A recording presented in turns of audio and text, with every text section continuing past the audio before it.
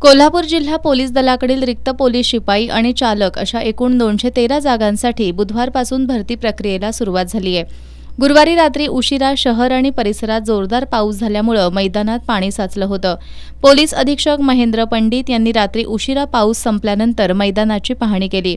तसंच कर्मचाऱ्यांना मैदान वापरण्यायोग्य करून घेण्याच्या सूचना दिल्या। रात्री उशिरा मैदान सुस्थितीत करण्यात आलं। त्यानंतर आज पहाटे तिसऱ्या दिवशी मैदानी चाचणीला प्रारंभ झाला। आज भरतीसाठी बोलवण्यात आलेल्या 1400 उमेदवारांपैकी प्रत्यक्ष मैदानी चाचणीसाठी 950 उमेदवार उपस्थित होते। यातील पात्र 807 उमेदवारांची मैदानी चाचणी घेण्यात आली। काल उपस्थित राहू न शकलेले 7 उमेदवार आजच्या मैदानी चाचणीला आले होते। यावर्षी पोलीस दलाच्या वतीनं पोलीस भरतीच्या पार्श्वभूमीवर उमेदवारांची गैरसोय होऊ नये म्हणून मोफत ORS, पाणी तसंच अल्पोपहाराची व्यवस्था करण्यात आली होती। परजिल्ह्यातून आलेल्या उमेदवारांसाठी अलंकार हॉल इथं निवासाची व्यवस्था करण्यात आली होती। पोलीस दलाकडून नेटकं नियोजन करण्यात आल्यामुळे उमेदवारांची कोणतीही गैरसोय झाली नाही।